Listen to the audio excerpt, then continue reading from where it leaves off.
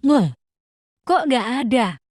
Perkenalan dulu yuk. I bring the pain like ra-ta-ta-ta, ra-ta-ta-ta, ra-ta-ta-ta, ra-ta-ta-ta, ra-ta-ta-ta, ra-ta-ta-ta. Straight to your dome like ra-ta-ta-ta, ra-ta-ta-ta, ra-ta-ta-ta, ra-ta-ta-ta, ra-ta-ta-ta, ra-ta-ta-ta. Perkenalannya sampai di sini dulu ya. Kita lanjut ke pembahasan materi UX. Happy watching!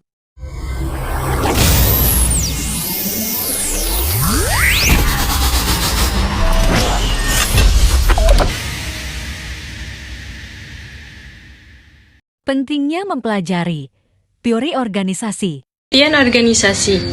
Menurut Robbins, organisasi adalah kesatuan sosial yang dikoordinasikan secara sadar dengan sebuah batasan yang relatif dapat diidentifikasi, yang bekerja secara terus-menerus untuk mencapai tujuan atau sekelompok tujuan yang telah ditetapkan. Dapat dikatakan definisi tersebut mengandung unsur satu, kesatuan sosial yang dikoordinasikan secara sadar. 2. Adanya batasan yang relatif dapat diidentifikasi. 3. Adanya keterikatan yang terus-menerus. 4. Perlu adanya tujuan. Organisasi berada di tengah-tengah lingkungan. Posisi ini menyebabkan organisasi harus membuat penyesuaian dengan kondisi lingkungan.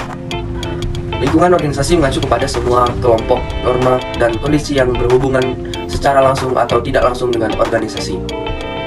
Informasi yang berasal dari lingkungan harus dicermati, dibaca, dan dipilih. Pilihan atas informasi perlu didasarkan kepada relevansi informasi dengan permasalahan yang sedang dihadapi oleh organisasi. Organisasi harus selalu terus-menerus melakukan adaptasi dan perubahan seiring dengan perubahan lingkungan. Metode yang biasanya digunakan untuk beradaptasi dengan lingkungan adalah strategi. Setiap organisasi didirikan untuk mencapai tujuan tertentu. Tujuannya adalah pernyataan atau sesuatu yang diinginkan oleh seluruh anggota organisasi atau organisasi yang akan datang. Setiap struktur organisasi pada dasarnya adalah pencerminan dan pembagian kerja. Pekerjaan dalam organisasi dibedakan menjadi dua, yaitu pekerjaan utama dan sekunder. Pekerjaan utama adalah produksi dan distribusi barang dan jasa yang diperlukan oleh konsumen. Pekerjaan sekunder adalah kegiatan yang ditunjukkan untuk mendukung kegiatan utama, misalnya keuangan, SDM, dan kesehatan. Desain organisasi berhubungan dengan kegiatan organisasi dari berbagai macam pekerjaan yang ada dalam organisasi. Desain organisasi meliputi struktur organisasi dan proses. Ketika organisasi berkembang dan menjadi semakin kompleks, maka organisasi tersebut akan semakin formal atau memiliki formalitas yang tinggi. Teknologi dipandang sebagai seni dan ilmu yang dipergunakan untuk memprosesi, memproduksi input, dan mendistribusikan outputnya.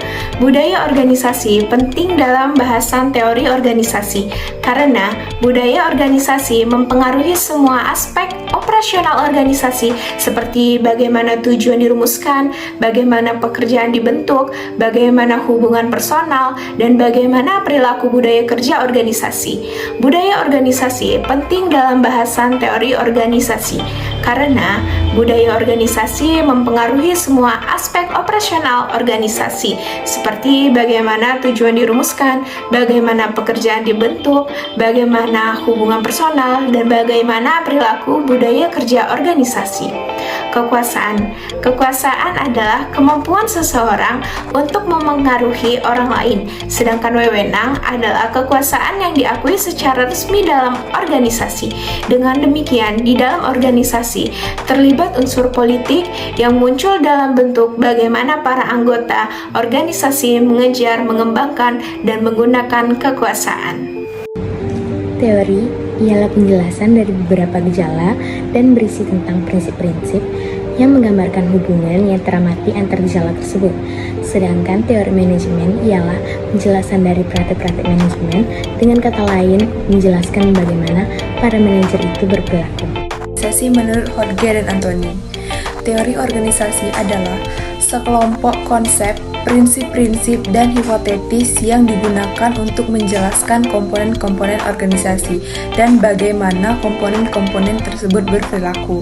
Sedangkan menurut Robin, perilaku organisasi adalah memfokuskan diri kepada perilaku dalam organisasi dan kepada seperangkat prestasi dan variabel tentang sikap yang sempit dan dari para pegawai. Menurut Hodge dan Anthony, organisasi memiliki 9 komponen yaitu 1. Batas dan lingkungan organisasi. Organisasi harus selalu membuat penyesuaian-penyesuaian dengan kondisi lingkungan. Lingkungan organisasi mengacu kepada semua kelompok norma dan kondisi yang berhubungan secara langsung atau tidak langsung dengan organisasi. Dengan demikian, kehidupan organisasi amat dipengaruhi oleh kemampuannya dalam menyerap situasi dan kondisi lingkungan sebagai masukan untuk pembuatan keputusan dan kemudian akan menghasilkan keluaran yang akan didistribusikan ke lingkungan organisasi. Lalu akan terbentuk suatu jaringan perbatasan net atau the boundary network atau boundary spanning organisasi. Jaringan perbatasan inilah yang akan menyaring input untuk diproses menjadi output dan selanjutnya jaringan ini pula yang mendistribusikan output kepada lingkungan. Boundary network atau spanning inilah yang akan bertugas untuk menjalin hubungan baik dengan lingkungan organisasi. Maka, jika gagal, organisasi akan mengalami kemunduran bahkan akan mati. Yang kedua, pemilihan dan pengolahan informasi. Tidak semua informasi yang berasal dari lingkungan berguna untuk pengambilan keputusan organisasi. Informasi yang berasal dari lingkungan harus dicermati, dibaca, dan dipilih. Pilihan atas informasi perlu didasarkan pada relevansi informasi dengan permasalahan yang sedang dialami oleh organisasi. Yang ketiga, adaptasi dan perubahan. Organisasi berada di tengah-tengah lingkungan. Organisasi amat rentan terhadap perubahan lingkungan. Dengan demikian, organisasi harus selalu terus-menerus melakukan adaptasi dan perubahan seiring dengan perubahan lingkungan. Fleksibilitas organisasi akan menentukan kemampuannya dalam beradaptasi dengan lingkungan. Metode yang biasanya digunakan untuk beradaptasi dengan lingkungan adalah strategi. 4. Tujuan.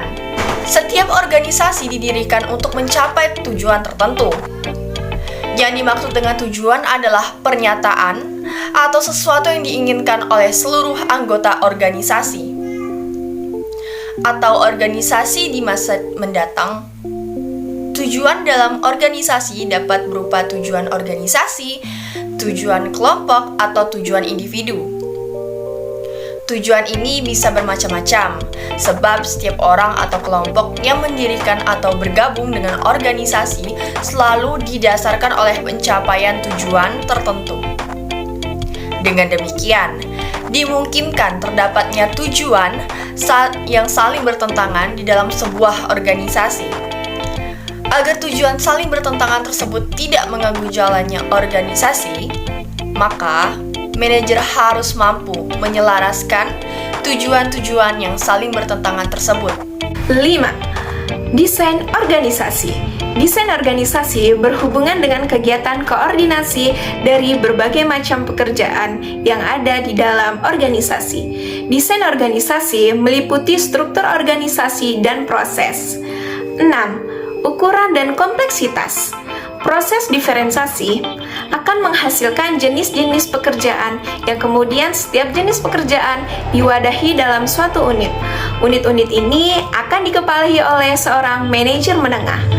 Agar tugas-tugas dapat dilaksanakan dengan baik, maka manajer utama perlu membagi tanggung jawab dan wewenangnya kepada manajer menengah. Pembagian ini disebut delegasi wewenang. 7. Teknologi. Teknologi adalah komponen yang penting dalam organisasi.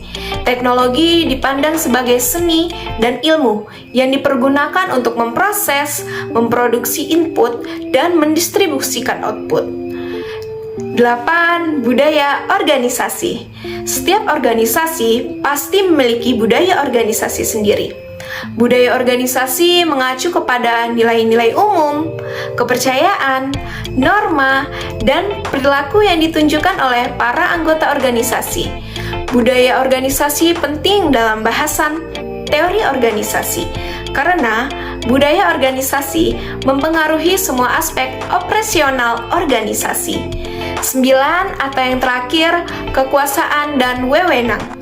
Kekuasaan adalah kemampuan seseorang untuk mempengaruhi orang lain, sedangkan wewenang adalah kekuasaan yang diakui secara resmi dalam organisasi.